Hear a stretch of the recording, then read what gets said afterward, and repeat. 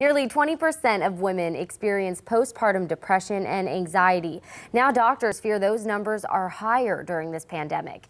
News 3 This Morning anchor Jessica Larche talked with a nationally acclaimed psychiatrist about what to look out for in new mothers. What are some signs that mothers, especially new moms or pregnant women, should be looking at that they're experiencing maybe something greater than pandemic-related anxiety or depression? Right. I always just kind of take a look at your sleep, your appetite, and your energy. Those will tell us a lot.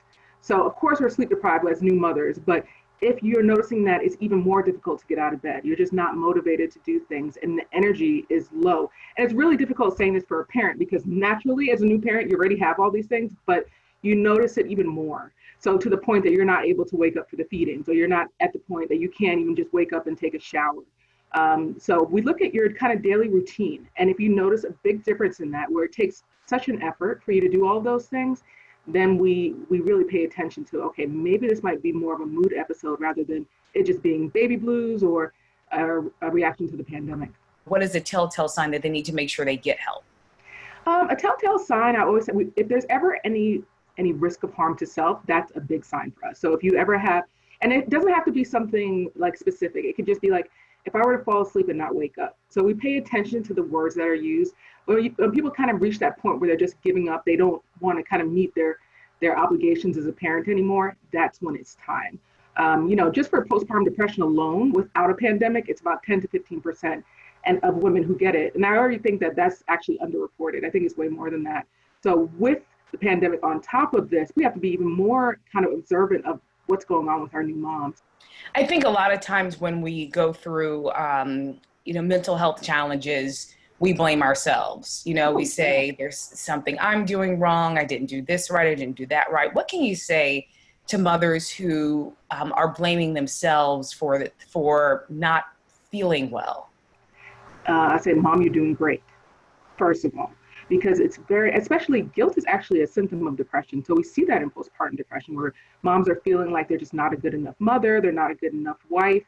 Take it easy on yourself. First of all, you're doing this as a new parent, which is already difficult, but you're doing this during a time of a public health emergency.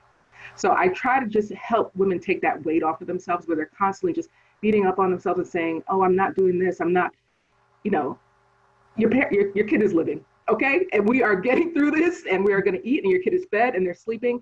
We're in survival mode. So I really just tell them to kind of take it easy on themselves. What do you say to parents who think, oh no, something's wrong with me or I'm alone in this? No, I always tell them, because that's the reason why it is underreported, because people think, how could I feel this way? I should be joyful. I have a new child. So it's almost like there's a sense of shame associated with it.